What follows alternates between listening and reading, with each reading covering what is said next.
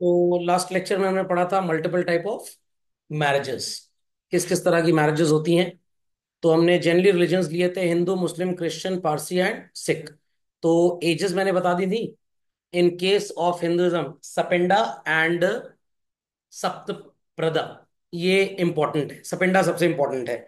Where as other castes में आप जान पहचान में भी शादी ब्याह कर सकते हैं। ओके, चलिए, कर सकते हैं, बट जनरली वो लोग फॉलो करते नहीं है उसको।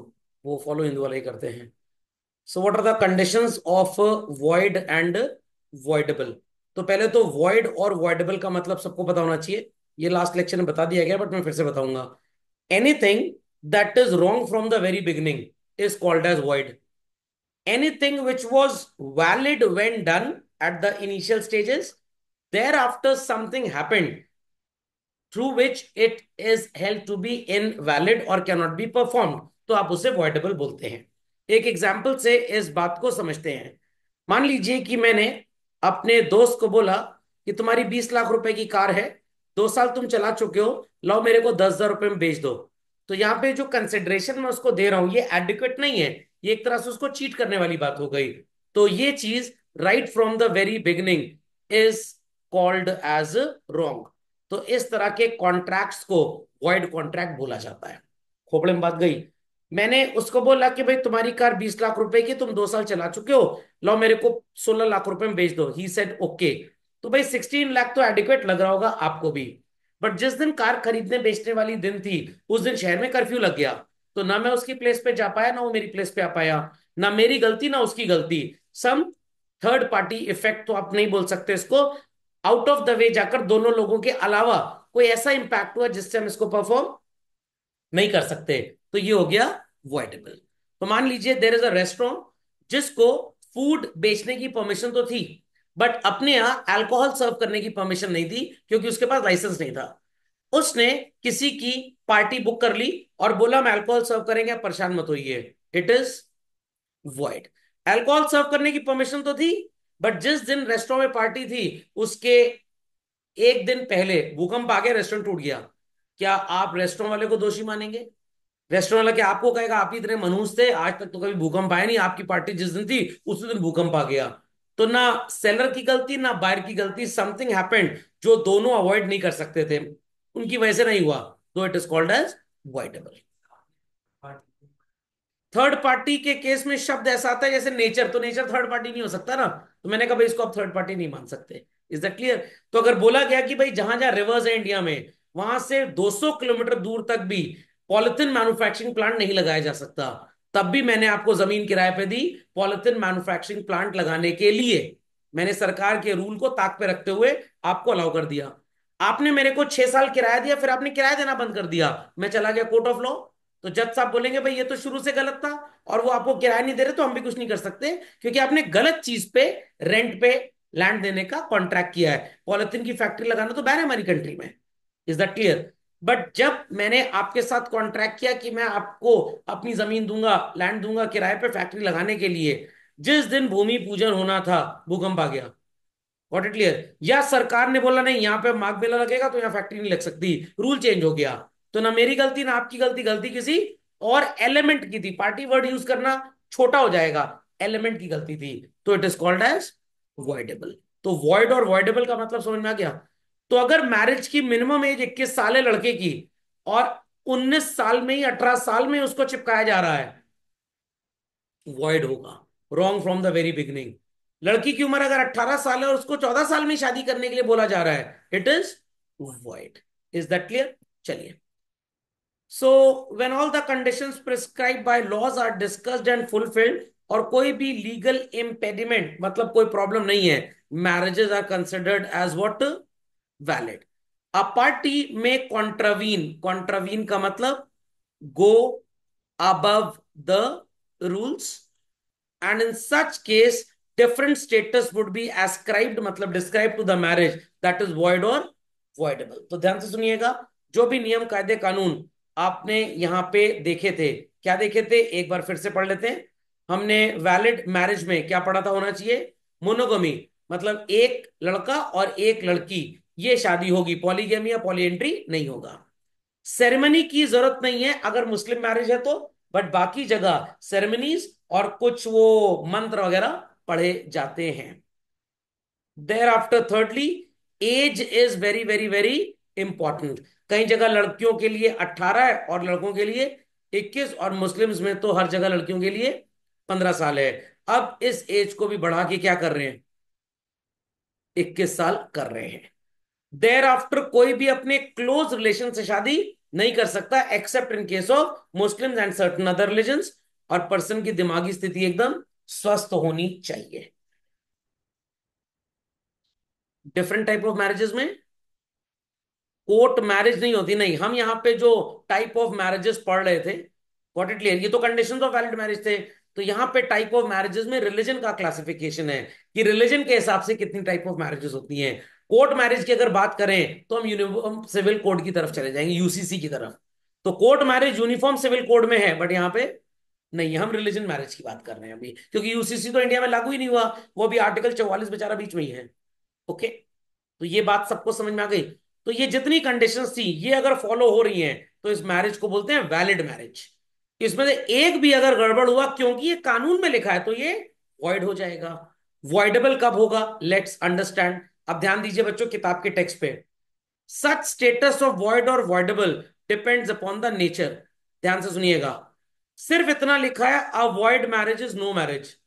बच्चे भी इसको रट लेते हैं, कितने तो BA LLB तक कर लेते हैं। जब प्रैक्टिस में आते हैं तब नालायकों को पता लगता है कि वॉइड का मतलब क्या था। और ये मैं आपको आप बीती बात बता रहा हूं, हमने जब ग्रेजुएशन में, हमने तो ग्रेजुएशन लॉ पहली बार सुना था, लॉ जैसा कुछ होता है। तो हमारी भी पहली दूसरी क्लास में वॉइड कॉन्ट्रैक्ट पढ़ाया गया।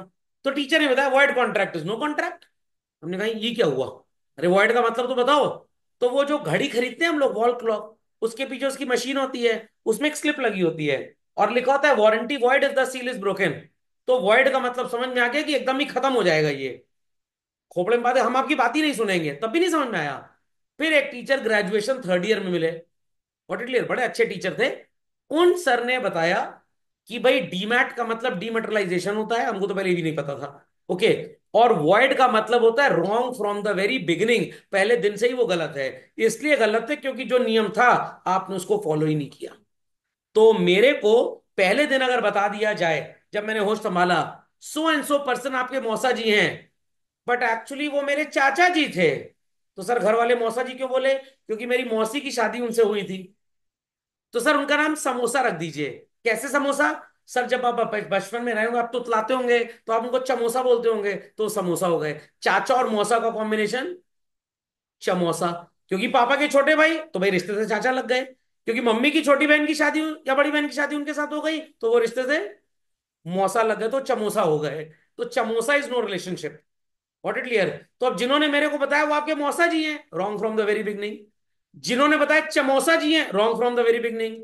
चाचा बताया, wrong from the very beginning. सही क्या होता, ये थे तो लिटरली आपके चाचा जी, बट क्योंकि मम्मी के बहन से इनकी शादी भी हो गई तो ये हैंड इन हैंड आपके चमोसा हो गए, मौसा भी लगे। काफी मैरिजेस में ऐसा होता है, काफी ऐसी जगह रिश्ते बन जाते हैं।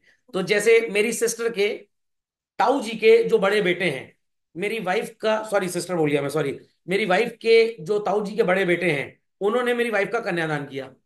क्यों, क्योंकि उनकी एज बहुत ज्यादा थी और वाइफ की एज बहुत कम थी, पहले होते थे ऐसा। तो जो भैया की बड़ी बेटी है उसमें और मेरी वाइफ में 3 साल का डिफरेंस है एज में बस। खोपड़े में बात गई। तो मेरी जब शादी हुई तो उनकी बेटी की शादी 5-7 साल के बाद हुई। फिर मेरा बेटा हुआ, फिर उनकी बेटी की शादी हो गई।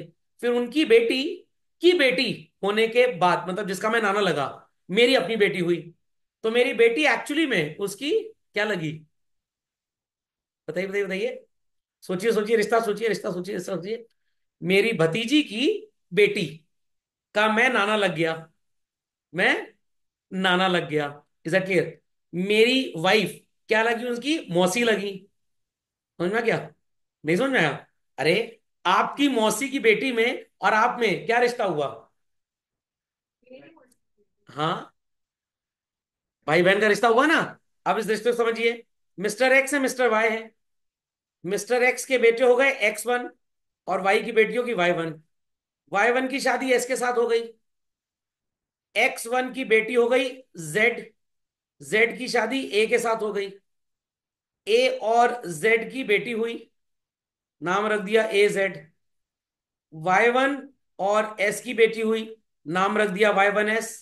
मेरा प्रश्न है, Y1S का ए जेड से क्या रिश्ता है? Y1S का ए जेड से क्या रिश्ता है? मतलब मेरी पोती का मेरी बेटी से क्या रिश्ता है?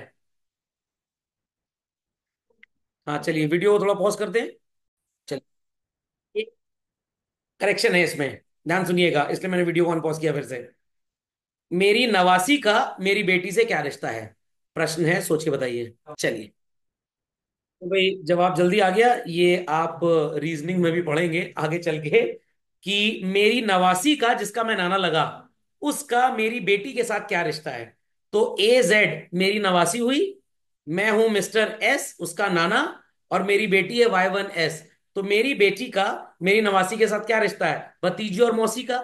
ये जो मौसी है इनकी एज है आज की तारीख में 6.5 साल, और इनकी एज है 8.25 साल।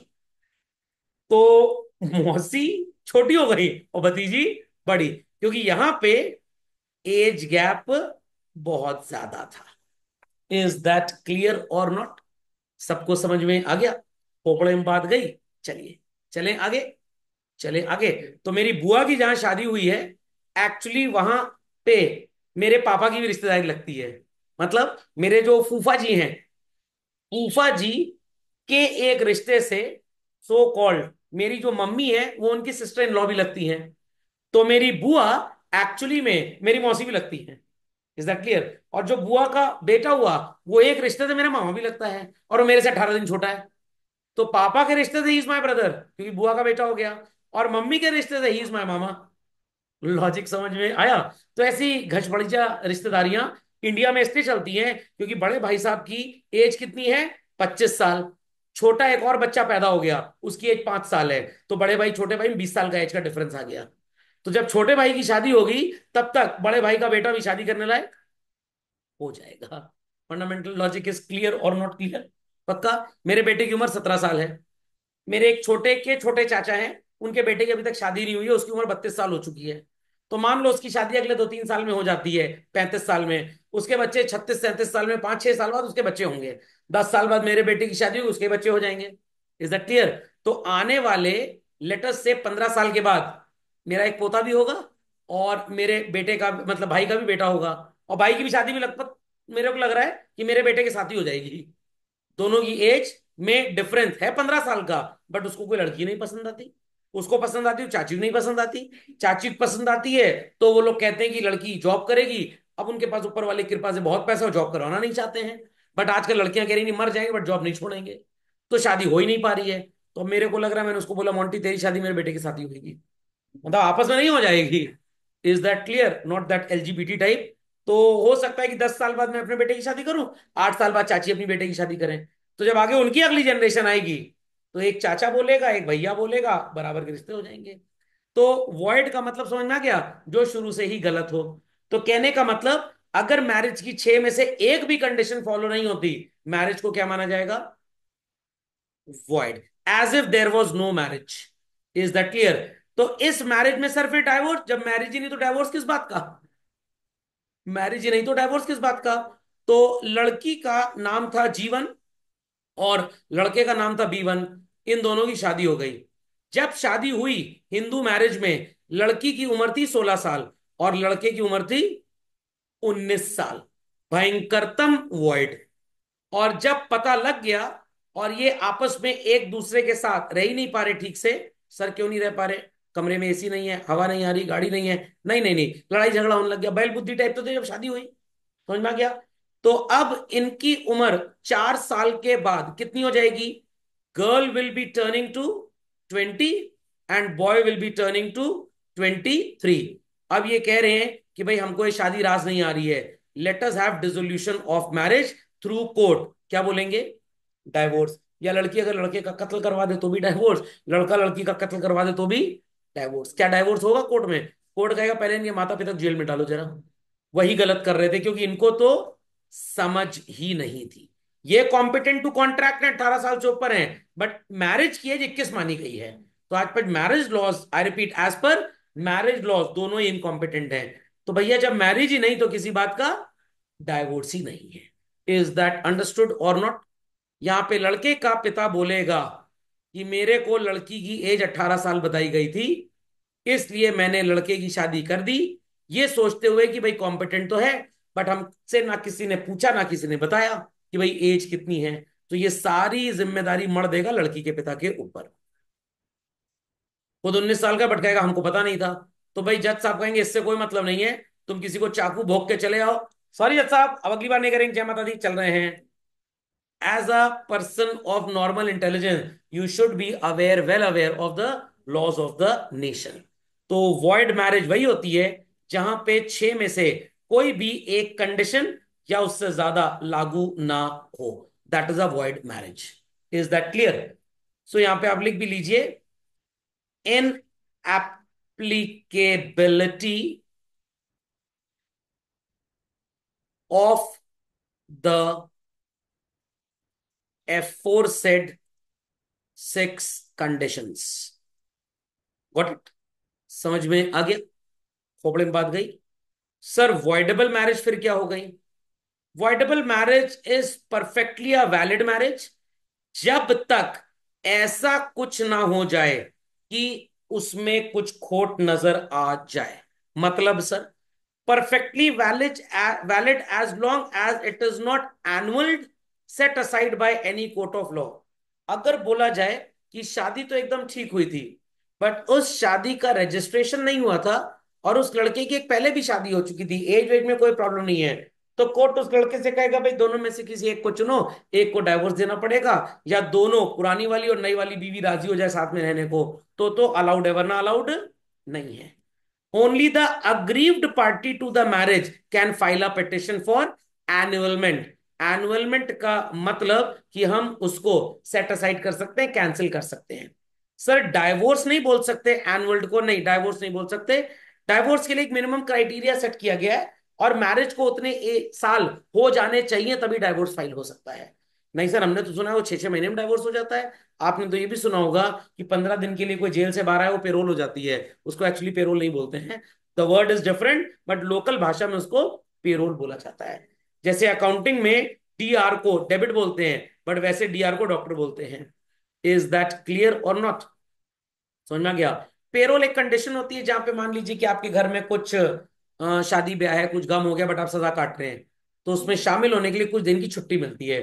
तो वहां पे 2-3 टर्म्स होते हैं, बताऊंगा आगे चल के जब आईपीसी पढ़ाऊंगा, तो वहां पे एक पेरोल होता है किस तरह से आपको मिल जाता है। ओके? तो एनुअल का मतलब लेस टाइम ड्यूरेशन हुआ है, तो कोर्ट बोलेगा अच्छा ठीक है फिर इसको कैंसिल कर देते हैं। वहां पे एलिमनी का अमाउंट जो होता है वो नेग्लिजिबल हो जाता है। और डाइवोर्स बहुत साल के बाद क्योंकि होता है, तो एलिमनी की वैल्यू बढ़ जाती है। जैसे लॉयर, बैरिस्टर, एडवोकेट होता है ना, तो आपने लॉ पढ़ लिया, यू आर अ लॉयर, जब बार काउंसिल में रजिस्ट्रेशन हो जाता है और आप कोर्ट में केस लड़ते हैं, आप सामने वाले को अपोज कर रहे हैं, then you are an advocate, you are going to advocate the talk. But और बैरिस्टर एडवोकेट को नहीं नहीं नहीं, एडवोकेट को ही बोलते हैं, बट यूके में डिग्री दी जाती थी।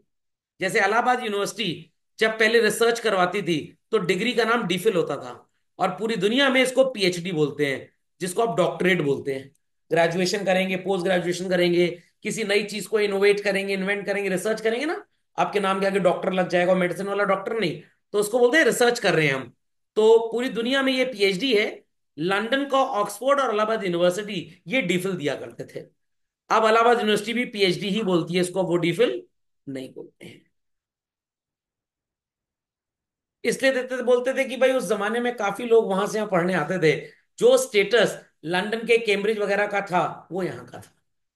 What it clear? अभी भी अनमैचेबल है, जितने छात्र नेता आवारागर्दियां होती कहीं नहीं होती उतनी, वो अनमैचेबल है। जैसे बीई एंड बीटेक, अगर किसी यूनिवर्सिटी से आप इंजीनियरिंग पढ़ रहे हो यूनिवर्सिटी, तो आपको बीई की डिग्री मिलेगी। आईआईटी है या कोई कॉलेज है तो बीटेक की डिग्री मिलेगी। होता एक ही है। अगर आप all India council for technical education के एफिलिएटेड कॉलेज से मैनेजमेंट की पढ़ाई कर रहे हैं तो डिग्री का नाम एमबीए होता है। और अगर आप आईआईएम या किसी ऑटोनोमस कॉलेज से मैनेजमेंट पढ़ रहे हैं, व्हाट इट क्लियर, जो अपने एडमिशन देता है, अपना एग्जाम कराता है, सब कुछ खुद कराता है, all India council for technical education सिर्फ एक रिव्यू करता है, तो डिग्री का नाम पीजीडीबीएम या पीजीपीएम, पीजीपीएसएम ऐसे चलता है। होता है कि कोई फर्क नहीं, सिर्फ डिग्री का नाम फर्क होता है। तो जैसे एसएमएस वाराणसी आप जाएं, SMS Varanasi school of management sciences, ये दोनों कोर्स कराता है। अगर आप कहते हो हमें एमबीए पढ़ना है, तो आपका एग्जाम का पेपर वगैरह, कोर्स सिलेबस, सब कुछ all India council for technical education regulate करेगा। कॉलेज वही पढ़ाएगा जो एआईसीटी ने सिलेबस बना दिया। बट अगर आप कहते हो नहीं हमको पीजीपीएम में एडमिशन लेना है, कॉलेज एग्जाम खुद कंडक्ट कराएगा, सिलेबस में ऐड ऑन कर सकता है, एआई मार्केटिंग सिखा सकता है जो एमबीए में कुछ साल पहले तक नहीं आया था। तो अच्छी यूनिवर्सिटी और कॉलेज में हमेशा आपको पीजीडीबीएम करना चाहिए। खोपड़े में बात गई। इन एप्लीकेबिलिटी ऑफ द एफोरसेट 6 कंडीशंस, जो ऊपर 6 कंडीशंस आपने पढ़ी, उनमें से अगर कोई भी एक लागू नहीं होती तो वो वॉइड है। शादी की थी तब तो ठीक था, बाद में कुछ ऐसा हो जिसकी वजह से उसको कैंसिल करना पड़ रहा है, like husband prove to be important, not capable of giving birth to children.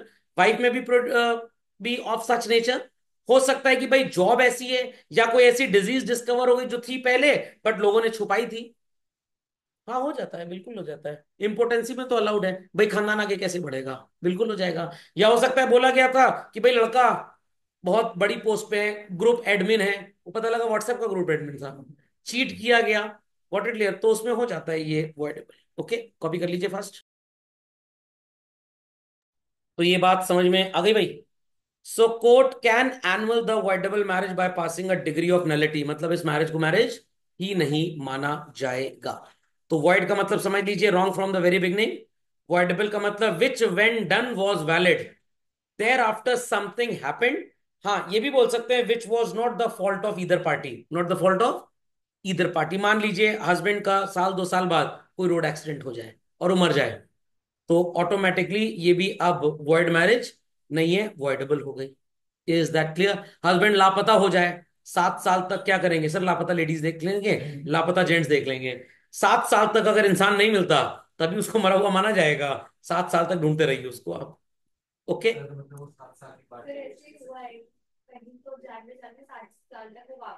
हाँ हाँ, वो होता है, वो होता है 7 ईयर्स तक आप मानते हैं कि वो जिंदा है। वो वही बात है ना, वही 7 जन्मों का साथ है, शायद कुछ ऐसा ही होगा। चलिए भाई।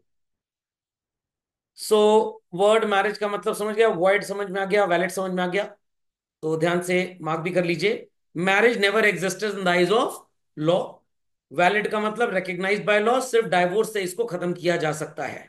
और voidable, which when done was valid but something happened, जिसकी वजह से वो गड़बड़ हो गया।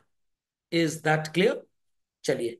सो हिंदू मैरिज एक्ट जो है, ये वॉइड और वॉइडेबल का एक डिफरेंस बताता है।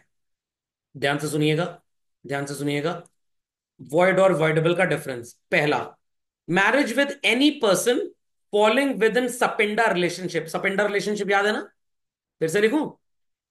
एक्स एंड वाई ने शादी कर ली, 1 2 3 4 5 6 7, 1 2 3 4 5 6 7। अब इनके बच्चों से शादी हो सकती है आपस में, इसके ऊपर कहीं पे भी शादी नहीं हो सकती। लॉजिक समझ में आ गया? तो अगर 7वीं को मैं अपनी जनरेशन मान लूं, तो छठी मेरे पापा की जनरेशन, ये मेरे ग्रैंड फादर की जनरेशन, ये मेरे पापा के ग्रैंडफादर, ये मेरे ग्रैंडफादर के ग्रैंडफादर। Is that clear? और उसके भी पीछे की 3 जनरेशन में शादी नहीं हो सकती। 8वीं पुश्त शादी कर सकती है, 7 तक शादी अलाउड नहीं है। माना जाता है कि भाई सेम डीएनए एग्जिस्ट कर रहा है, भाई बहन है ये। वो कुंडली उंडली मिलाते हैं, उसी से पता लगता है ये सब। क्या? हाँ लॉ भी तो हम क्या पढ़ते थे भाई। देखिए स्टार्टिंग से चीजों को लिंक करेंगे, कोई भी चैप्टर खोल के पढ़ लीजिए, सिर्फ तोते की तरह पास कर लेंगे एग्जाम, समझ में कुछ नहीं आएगा। कस्टम से आ रहा है, it has come from custom as a source of law. Okay. चलिए। if one is a lineal descendant and another person as far as third generation in the line of ascent through mother and fifth generation through father, including the person whose relationship is being tested is void। तो मैं अपने पिताजी और माताजी की संतान हूं। मेरे खानदान में जहां तक मेरे को पता है, व्हाट इट क्लियर, मेरे दादाजी के बाद मेरे पापा और फिर मैं। Is that clear? Is that clear? और फिर मैं। अब दादाजी भी कोई ऐसा तो है नहीं कि मूंगफली छिलके से बाहर निकले थे। वो भी सो कॉल्ड पैदा ही हुए होंगे, ठीक है। तो एक लड़की और मैं, ये ऐसा रिश्ता होने वाला है जहां पे लड़की मेरी दूर की रिश्तेदार लगती है, 5वीं जनरेशन की, और मैं उसका दूर का रिश्तेदार 3री जनरेशन का हूं, तो शादी नहीं हो सकती। उसके बाद भी नहीं हो सकती, उसके बाद भी नहीं हो सकती, उसके बाद उसकी हो सकती, मेरी तभी भी नहीं हो सकती, क्योंकि मेरी 5वीं खत्म हुई, उसकी 7वीं हो चुकी है। शादी नहीं, जनरेशन। तो 7 7 जनरेशन में शादी नहीं हो सकती। मतलब देखिए यहां पे क्या लिखा हुआ है, if one is a lineal descendant, मतलब दादाजी के बाद पापा, पापा के बाद मैं, मेरे बाद मेरे बच्चे, of the other person as far as 3rd generation in line ascent through mother, and 5th generation in line ascent through father. खोपड़े में बात गई। मतलब मेरी दादाजी की फैमिली और मेरे दादी की फैमिली, ऐसे आप जोड़िए। तो दादाजी की फैमिली से हम 3री जनरेशन हो गए, और जो लड़की वो मेरी दादी की फैमिली की 5वीं जनरेशन है। मतलब दादी के भैया, मेरे पापा के मामा जी, वो वाला परिवार जो हो गया। इज दैट क्लियर और नॉट? नहीं हो सकती, तीसरा और पांचवा है, तो 7वां होना चाहिए कम से कम। तो बोलते हैं ना, मम्मी की, बुआ जी की, मौसी की, अब लिखना पड़ेगा, ऐसे समझ में नहीं आएगा। मम्मी की, बुआ जी की, मौसी जी की, बड़ी बेटी की, सो कॉल्ड बहन, 1 2 3 4 5 के भाई के चाचा जी की लड़की है, इससे शादी हो सकती है मेरी। ये 7 जनरेशन बीत गई। Is that understood? तो अब ये मत सोचिएगा क्यों इतने बड़े बड़े पागलपंथी के रिश्ते बनाए गए। पागलपंथी के रिश्ते इसलिए बनाए गए हैं, कहीं पता ना लग जाए, पता लगा अपनी बहन से ही शादी कर ली है। Is that clear? तो वो अलाउड नहीं है। is void. Blood relations are covered. It example, a person cannot marry his maternal or paternal uncle's daughter. ये कहां पे लिखा है भाई? हिंदू मैरिज एक्ट में। तो हिंदू मैरिज एक्ट के तहत मैटरनल अंकल मतलब मामा की बेटी, पैटर्नल अंकल मतलब चाचा या ताऊजी की बेटी या बेटा, इनकी आपस में शादी नहीं हो सकती। बट मुस्लिम लॉ में ऐसा चल जाता है। Second, children, one cannot marry the person falling within the prohibited relationship. One cannot marry person with whom relationship has arisen by marriage. For example, there cannot be a marriage between uncle and niece, aunt and nephew. Paper में सुनते हैं ना, लड़का बुआ के साथ भाग गया। समझ में आ गया? What it clear? भाभी चाचा के लड़के के साथ भाग गई। ये सब भी होता रहता है, नीच टाइप के लोग होते हैं, गिरे हुए टाइप के। तो इस तरह के रिलेशनशिप्स प्रोहिबिटेड है। खोपड़े में बात गई कि नहीं गई? समझ में आ गया? The concept of prohibited relationship is wider than सपिंडा relationship. ये तो सपिंडा से भी ऊपर हो गया, क्योंकि यहां पे सो कॉल्ड वो आपके बच्चों के ही इक्विवेलेंट माने जाते हैं। तो अपने बच्चे से कोई थोड़ा शादी कर लेगा। सर मान लीजिए अंकल है मुकेश अंबानी, और नीस जो है ये आलिया भट्ट की पोती है। खोपड़े में बात गई। तो भैया आलिया भट्ट की पोती का और मुकेश अंबानी कोई थोड़ा रिश्ता है। तो मुकेश अंबानी के बेटे की शादी आलिया भट्ट की पोती की आलिया भट्ट से भी हो सकती है। Is that clear? But Mukesh Ambani की बहन की कोई बेटी है, क्या मुकेश अंबानी उससे शादी कर लेंगे? सिंपल एज दैट भाई, वो भी तो उनकी बहन की बेटी उनकी अपनी बेटी के बराबर ही तो हो गई। Is that clear? तो ये सपेंडर रिलेशनशिप से भी बड़ा है। मुकेश अंबानी की बहन की बेटी की बेटी की बेटी की बेटी की बेटी की बेटी की बेटी, तो मुकेश अंबानी सर क्या 500 साल के हो गए, शादी करेंगे क्या? बट जैसे मैंने आपको बताया, कभी कभी होता है कि भाई मेरे चाचा में और मेरे में हो सकता है 15 ही साल का एज में डिफरेंस हो, 20 साल का एज में डिफरेंस हो। कुछ केसेस में हो सकता है 30 साल का डिफरेंस हो। तो भाई 15 20 साल का तो हो सकता है, बट कभी कभी ऐसा भी होता है कि भाई चाचा जी और पिताजी में डिफरेंस कितना था? 20 साल का। पिताजी पैदा हुए, 20 साल बाद चाचा जी पैदा हुए। पिताजी ने अपने बच्चे की शादी की, तब चाचा जी की जाके शादी हुई है। तो एक्चुअली चाचा जी और बेटे की एज में 5 ही 6 साल का डिफरेंस है। चाचा जी ने प्लान की फैमिली की हम देर से बच्चे पैदा करेंगे, और पिताजी के बच्चे ने बच्चे तुरंत पैदा कर लिए, उनके चाचा बड़े हो गए, बेटा छोटा हो गया। Are people getting this point और नॉट? जैसे मैंने अभी आपको समझाया था। तो अब यहां पे हो सकता है कि कोई अंकल अपनी दूर की भतीजी से शादी कर ले, बट ये अलाउड नहीं है हिंदू मैरिज एक्ट में, ये गलत है। तो ये custom as a source of law है। खोपड़े में बात गई कि नहीं गई? अब ये ना हो कि भैया हस्बैंड का ब्लड ग्रुप हो पॉजिटिव, होने वाली बहू का भी ये ब्लड रिलेशन। अरे ऐसा नहीं होता ब्लड रिलेशन। ओके, ये ब्लड ग्रुप है, ब्लड रिलेशन नहीं है क्या? नहीं नहीं नहीं। अच्छा, ए बी पॉजिटिव से शादी नहीं कर सकता, ये ब्लड रिलेशन है। नो, ब्लड रिलेशन मतलब उस परिवार की डिसेंसी। Is that clear? समझ में आ गया? चलिए, so if Hindu marries during the lifetime of his or her spouse the second marriage, ये भी क्या होगा, वॉइड। तो एक हिंदू इंसान जब तक उसकी बीवी या बीवी का हस्बैंड जिंदा है वो दूसरी शादी नहीं कर सकता। Hindu marriage act provides 4 grounds of voidable marriage. तो वॉइड के समझ गए, 4 ग्राउंड, 3 ग्राउंड्स। तो वॉइडेबल के 4 क्या है भाई? If a marriage can not B consummated, खा गए शादी को, अरे पेस्ट्री और बर्गर नहीं है, खा गए। कंज्यूमेटेड का मतलब शादी तो हुई बट बच्चे नहीं पैदा हो पा रहे हैं, इंपोर्टेंसी हो सकती है किसी भी एक की, then the other spouse can get it annulled. वो बोलते हैं ना हिंदू धर्म में लड़की का बच्चा नहीं हो रहा, बांझ है वगैरह वगैरह, जाहिलपंथी की हरकतें, हो सकता है लड़का ही इंपॉर्टेंट हो, जाके टेस्ट तो करा लो एक बार। Is that clear? तब औकात पता लग जाएगी। सो impotency doesn't mean barren of sterility, inability to have child, rather it is a failure to have sexual intercourse. खोपड़े में बात गई, समझ में आ गया? लड़का जापान में रह रहा है, लड़की हिंदुस्तान में रह रही है, कभी आपस में मिले ही नहीं, तो इन दैट केस भी भाई लड़की समझ गई कि इसको परिवार बनाने में कोई इंटरेस्ट है नहीं, तो मेरे को भी कोई इंटरेस्ट नहीं इनके साथ रहने में, पैसा दे दो 2-4 करोड़ रुपए, मैं बैंक में रख के उसका इंटरेस्ट खाऊंगी और दूसरे से शादी कर लूंगी। Is that clear? Secondly, when the consent is obtained by force, force में बच्चों 2 चीजें आती हैं, एक आता है कोअर्जन और एक आता है ड्यूरेस। इसको बोलते हैं फिजिकल फोर्स, हाथापाई करना।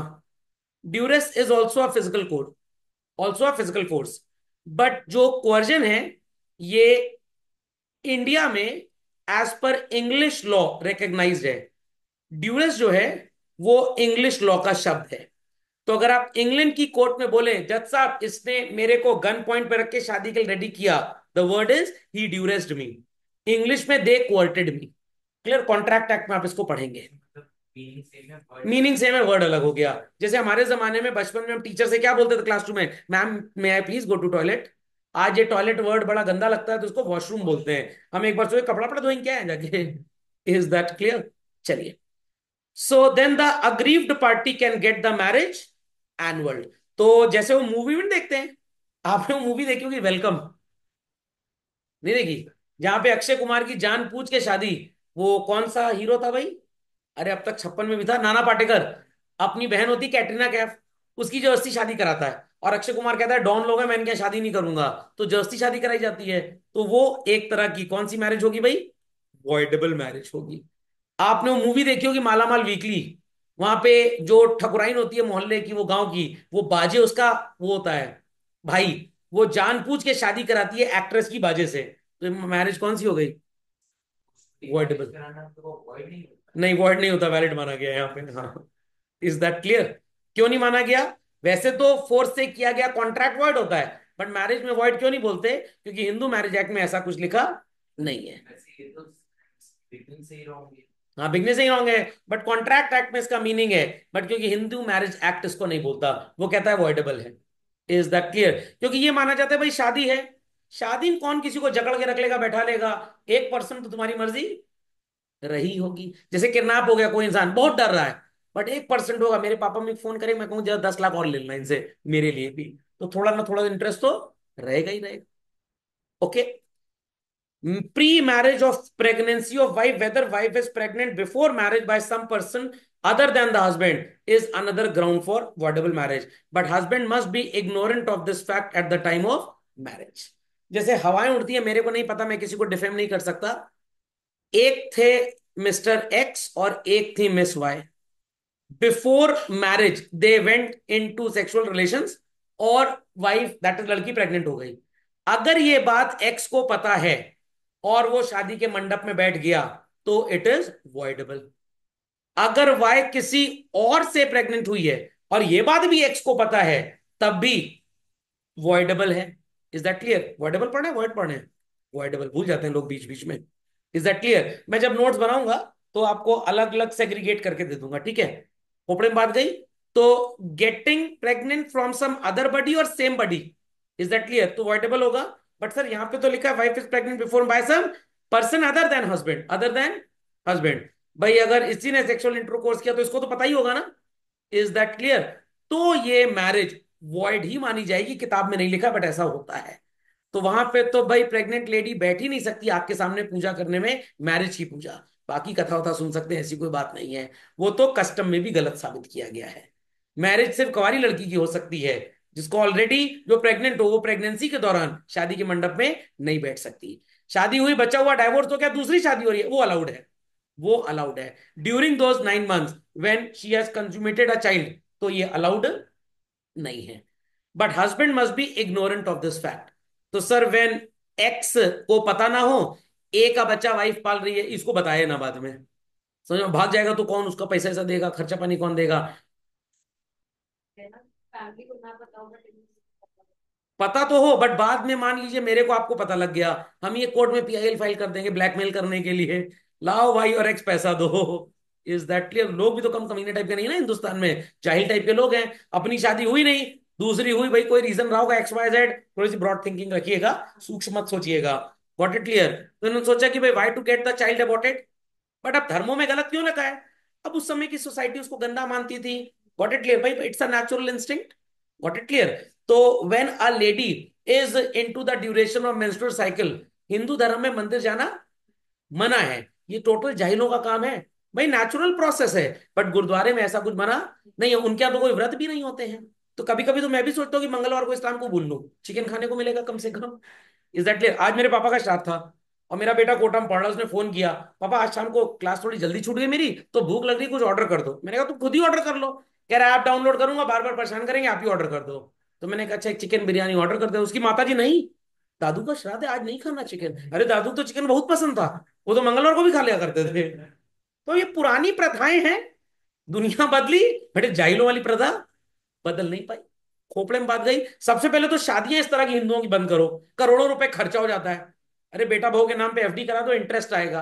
कोई भी आएगा खाए के जाएगा, दो बात निकालेगा, फुल्की मेरा बहुत ज्यादा मिर्चा थी। अच्छा अगर सही भी होगी, भीड़ बहुत थी, फुल्की खानी पाई ठीक से, अरे उनको कुछ ना कुछ नेगेटिव बोलना ही बोलना है। तो सोच को थोड़ा ब्रॉड रखिए। Unsoundness of mind is also a ground for voidable marriage. ये थोड़ा सा पगलैट टाइप का था, ये भी पगलैट टाइप की थी। What it clear? अगर इग्नोरेंट है तो भाई बाद में कटवा देंगे, मैरिज हटवा देंगे। एल्स अगर शुरू से पता है तब भी शादी होगी, तो भी ये भी क्या है, वॉइडेबल। तो समझ में आ गया भाई, हिंदू मैरिज एक्ट के तहत आप किस मैरिज को वॉइड और वाइडेबल बोलेंगे? कोई क्वेरी किसी की?